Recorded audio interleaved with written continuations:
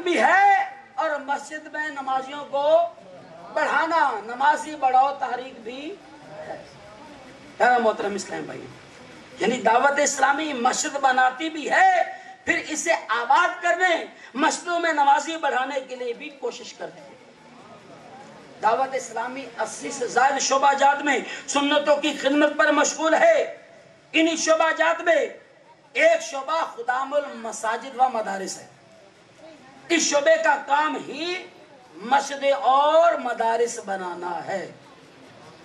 الحمدللہ آپ کو خوشی ہوگی، دعوت اسلامی کے زیر انتظام اب تک کل 4533 مسجدیں بن چکی ہیں۔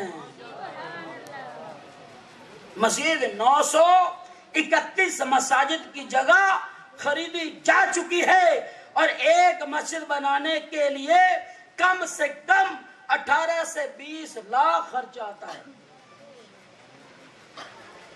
حال ہی میں جب غیر مسلموں نے قرآن پاک کو ماشاءاللہ نظر آتش کیا تو امیر اہل سنت نے ایک بہت خوبصورت اعلان فرمایا کہ ہم قرآن پاک کے 540 رکوع کی نسبت سے 540 مساجد بنام فیضان قرآن بنائیں گے،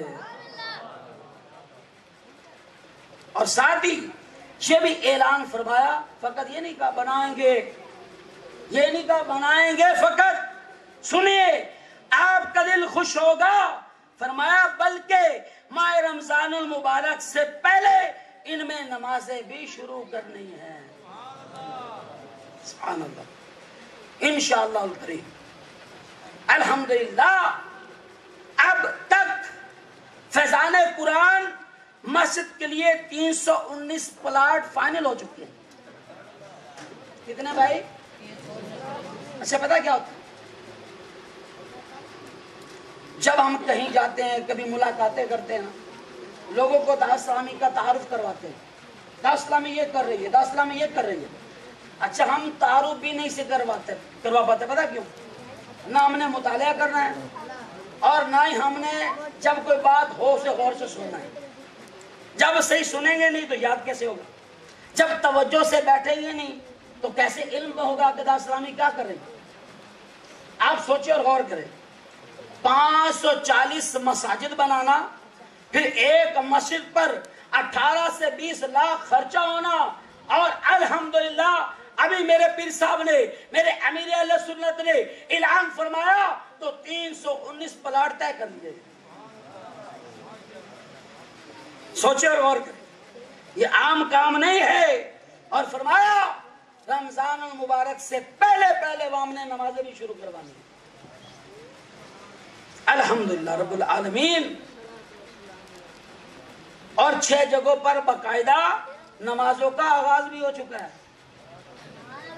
الحمدللہ سب مل کر دل کی گہرائی سے نعرہ بلند کیجئے، فیضان قرآن جاری رہے، فیضان قرآن، فیضان قرآن۔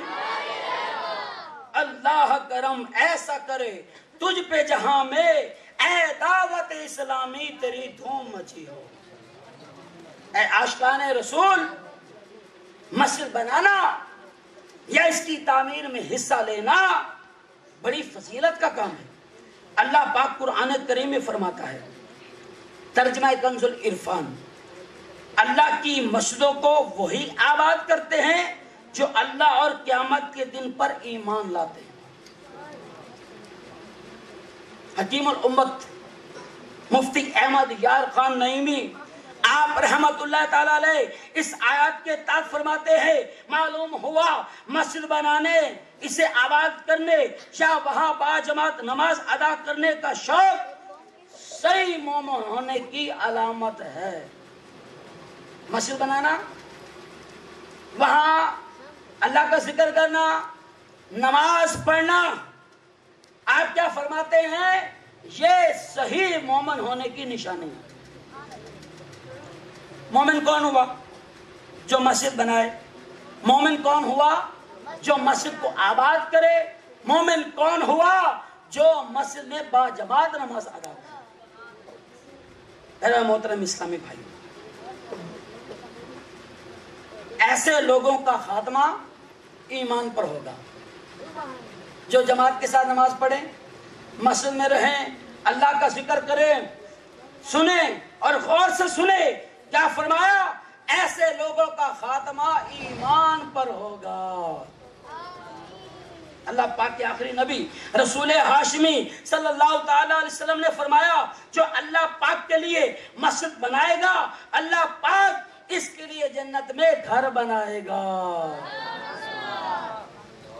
رسول اکرم نور مجسم صلی اللہ تعالی علیہ وسلم نے فرمایا کہ جس نے مسجد اس لیے بنائی تاکہ اس میں اللہ پاک کا ذکر کیا جائے تو اللہ پاک اس کے لیے جنت میں گھر بنائے گا۔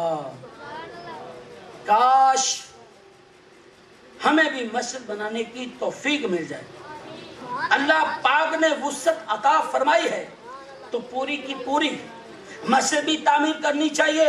بڑی سعادت کی بات ہے، اگر اتنی وسعت نہیں تو خیر اللہ پاک نے جتنی توفیق بخشی ہے مسجد کی تعمیر و ترقی میں اتنا حصہ شامل کر لیجئے۔ مسجد کی تعمیر کے لیے ریت، بجری، سیمنٹ وغیرہ مہیا کر دینا، مسجد میں ضرورتاً ٹائلیں لگوا دینا اور مسجد کا وضو خانہ بنوانا، ممبر بنوانا، صفوں کا انتظام کر دینا، یہ سب مسجد کی تعمیر و ترقی ہی کا حصہ ہے۔ مسجد کی تعمیر کے حوالے سے حضرت عبداللہ بن رواح آپ رضی اللہ تعالیٰ عنہ کا ایک پیارا شعر جس کا ترجمہ سماعت فرمائیے۔ آپ کیا فرماتے ہیں؟ وہ کامیاب ہے جو مسجد تعمیر کرتا ہے اور اٹھتے بیٹھتے قرآن پاک پڑھتا ہے۔ اے عاشقان رسول، ہم نے مسجدیں بنانی بھی ہیں، ان کے ساتھ ساتھ مسجدوں کو آباد بھی کرنا ہے۔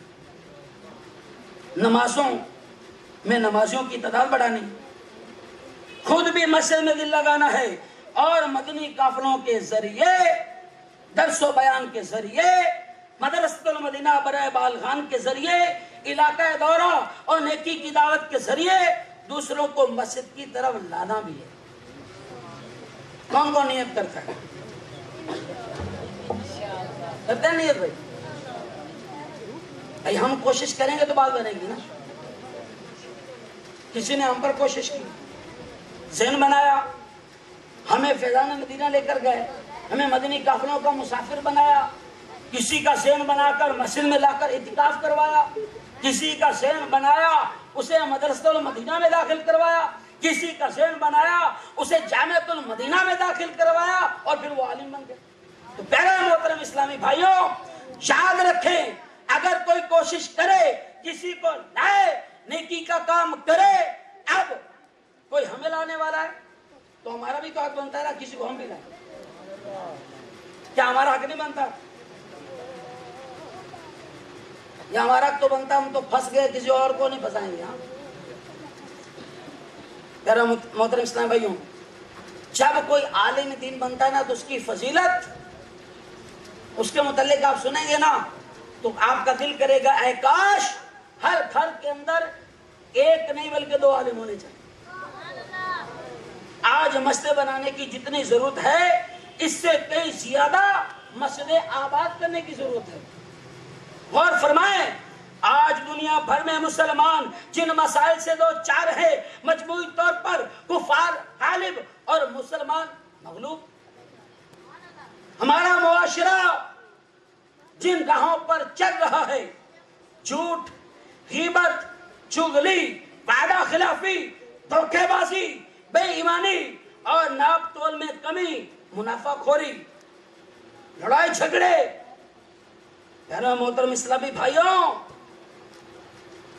ہر گھر میں پریشانی ہے، گھریلو مسائل، پھر چوری ڈکیٹی کے معاملات، قتل و غارت، یہ کتنے بڑے جرم ہم میں شامل ہو چکے ہیں، معاشرے کو تباہ و برباد کر چکے ہیں۔ ان سب مسائل کے اسباب پر اگر غور کیا جائے تو ان کے بہت سارے اسباب میں ایک اہم بہترین سبب ہمیں اپنے مراکز سے دور کر دیا گیا، یعنی مسجدوں سے دور کر دیا گیا۔ بدقسمتی کے ساتھ مسلمانوں کی اکثریت مسجد سے دور ہے، اور یہ مسجد سے دور ہی ہے جن کے سبب زمین مردہ ہو رہے ہیں، انسانوں کے اندر سے انسانیت اٹھ چکی ہے۔ پیارے محترم اسلامی بھائی، جو قوم اپنے مرکز ہی سے کٹ جائے وہ قوم زندہ نہیں ہے، اور نہ وہ زندہ رہ سکتی ہے، وہ تباہ و برباد ہو کر رہ جاتی ہے۔ اور اگر اپنے مرکز سے جڑ جائیں تو طاقت بن جاتی ہے۔ یہ قانون قدرت ہے کہ جو چیز اپنے مرکز کے ساتھ جتنا زیادہ مربوط ہو، جتنی زیادہ جڑی ہو، اللہ کریم اسے اتنی زیادہ ترقی عطا فرماتا ہے۔ مسجد ہمارا مرکز ہے۔ جب تک مسلمان اپنے اس مرکز کے ساتھ مضبوطی سے جڑے ہوئے ہوں گے، اس وقت تک مسلمان غالب تھے۔ جب سے مسجد سے دوری ہوئی مسلمان پستی کی طرف بڑھتے ہی چلے جا رہے ہیں۔ آپ دور صحابہ اور تابعین اور بزرگان دین کا اور آج کل کے معاشرے کا حال خود ہی دیکھ لیں، آپ خود ہی حساب لگائیں۔ پہلے مسلمان غالب تھے، اب ہم مغلوب وہ غالب ہیں۔ پہلے مسلمان عروج پر تھے، اب پستی کی طرف مائل ہے۔ پہلے معاشرے میں امانت داری زیادہ تھی، پہلے معاشرے میں امانت داری زیادہ تھی، اور اب بے ایمانی، اب دغا بازی، دھوکہ دہی کا غلبہ۔ پہلے حیا عام تھی، اب بے حیائی عام ہے۔ پہلے سچائی کا غلبہ تھا، اب جھوٹ کی کثرت۔ پہلے خیر خواہی اور اخوت اور بھلائی اور بھائی چارے کا سلسلہ تھا، اور اب کیا ہے؟ بھائی بھائی کا گریبان پکڑ رہا ہے۔ اخوت نام کو نہیں، بھائی چارہ دم توڑ چکا ہے۔ پیارے محترم اسلامی بھائیوں، سبب کیا ہے؟ وجہ کیا ہے؟ اس کا ایک بنیادی سبب اپنے مرکز یعنی مسجد سے دوری بھی ہے۔ پہلے کے مسلمان مسجد کے ساتھ مربوط یعنی جڑے ہوئے تھے۔ یہ مسجد میں ایسے ہوتے تھے جیسے مچھلی پانی میں ہوتی ہے، مگر اب کیا حالات ہے؟ اب مسلمان مسجد میں ایسے رہتے ہیں جیسے پرندہ قید میں ہو۔ پیارے محترم اسلامی بھائی، حضرت ابو طلحہ انصاری، آپ رضی اللہ تعالیٰ عنہ صحابی رسول ہیں۔ آپ کا ایک ننھا بیٹا تھا جسے آپ بہت زیادہ پیار کرتے تھے۔ ایک مرتبہ آپ کا یہ بیٹا جس کا نام ابو عمیر تھا بیمار ہو گیا، بیماری شدت اختیار کرتی گئی۔ حضرت ابو طلحہ انصاری کو ان کی بہت فکر ہوئی، یہاں تک کہ بیٹے کے غم میں خود ہی اتنے زیادہ کمزور ہو گئے، مگر مسجد کے ساتھ محبت اور وابستگی دیکھیں کہ جن دنوں میں آپ کے شہزادے ابو عمیر بیمار تھے، ان دنوں میں بھی آپ کا معمول کیا تھا؟ ذرا غور کیجئے گا۔ نماز فجر کے لیے جاتے تو آپ نصف النہار یعنی زوال تک مسجد میں رہتے، پھر گھر آتے، جب ظہر کا وقت ہو جاتا تو دوبارہ پھر مسجد حاضر ہو جاتے، اور زور سے عصر تک، اور پھر عصر سے مغرب تک، یہاں تک کہ عشاء کی نماز مسجد میں با جماعت ادا کرتے، پھر گھر واپس جاتے۔ سوچیں اور غور کریں، ذرا حساب لگائیں۔ نماز فجر کے لیے آیا بندہ، اور پھر یوں سمجھ لے کہ 12 بجے تک مسجد میں رہے، پھر گھر جائے اور زور پر پھر واپس مسجد، پھر زور سے لے کر عصر تک مسجد، پھر عصر سے مغرب تک مسجد، اور پھر مغرب سے عشاء کی نماز تک مسجد میں، پھر باجماعت نماز پڑھ کر واپس گھر گئے۔ یہ ہے طریقہ ہمارے بزرگان کی. ہمارا حال کیا ہے؟ سوچیں اور غور کریں ہمارا انداز کیا ہے. ہم کیا کریں؟ ہم مسجد میں رہ کر باجماع نماز نہیں پڑھتے. ہمارا حال یہ ہے. ہم مسجدوں کے بالکل ساتھ ہیں, مدارس میں ہوتے ہیں, جماعت چلی جاتی ہے. ہمارا حال یہ ہے کہ ہم مسجد میں آ کر بھی مسجد میں نہیں ہوتے. یہ ہمارا حال ہے. ہماری کیفیت یہ ہے کہ ہم دوسروں کو دعوت دے کر مسجد میں لائیں. ہمارا خود کا یہ حال ہوتا ہے کہ ادھر امام صاحب السلام علیکم ورحمۃ اللہ, ہم مسجد میں آئے. چاہیے تو یہ تھا اذان ہو گئی, اب تیاری کر کے مسجد میں آ جاتے. تو با جماعت نماز ادا کرنا ایک نماز کا نہیں بلکہ 27 نمازوں کا ثواب ملتا ہے. ہم اللہ کے گھر میں بیٹھ کے نہیں وہ ثواب حاصل کرتے. ہاں دعوت اسلامی والے ہمارے پیر و مرشدی کا کردار دیکھیں, آپ کا انداز دیکھیں, آپ کی کیفیت دیکھیں, آپ کا ساری پوری زندگی کا معاملہ دیکھیں. کبھی کوئی جماعت قضا ہوئی آپ کی؟ کبھی آپ نے نماز ترک کی ہو؟ آپ کی تو الحمدللہ تہجد بھی قضا نہیں ہو. ہم اس امیر اہل سنت کے مرید ہیں, تو پھر ہمارا انداز کیا ہونا چاہیے؟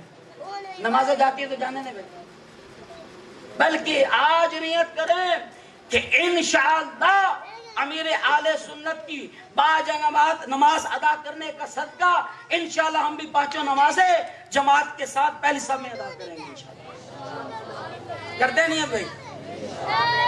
سب کام کاج چھوڑ دیں گے. جیسے اذان آئی فوراً تیاری کر کے مسجد کے اندر, اور جو تھوڑا دور سے آتے ہیں بھائی, آتے آتے رہیں دعوت دیں گے, کسی کو آتے ہوئے ساتھ کسی ایک کو دعوت دیں, ایک بھی لاؤ گے مسجد ڈبل ہو جائے گی انشاءاللہ. نمازیوں سے بھر جائے گی مسجد.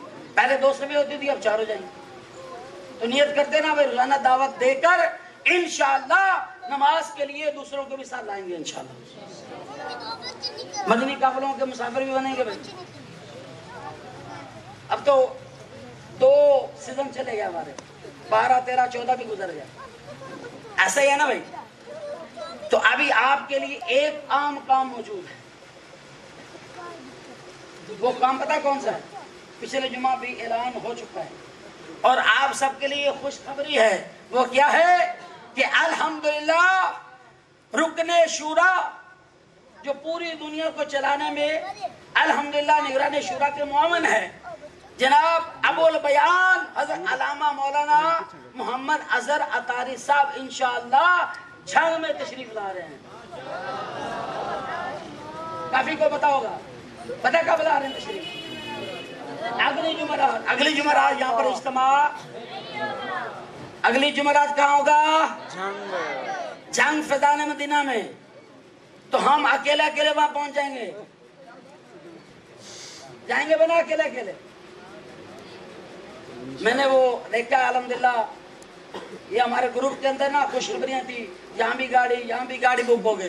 بھائی یہ ہو گئی ہے نا, تو اب ان کو بھرنا بھی ہے, ان کو بھر کے لانا بھی ہے. تو آپ کا کوئی دن خالی نہیں ہونا چاہیے صبح سے, بلکہ ابھی سے اجتماع کے بعد سے دعوت دیں. اور انشاءاللہ جو آپ نے نیتیں کی ہیں اسے بھرپور دعوت دے کر انشاءاللہ ہم نے ہفتہ وار اجتماع میں شرکت بھی کرنی ہے انشاءاللہ. یہ بھی ہمارا مدنی کام ہے.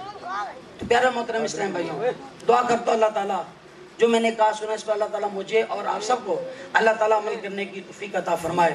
آمین بجاہ النبی الامین صلی اللہ تعالی علیہ وسلم.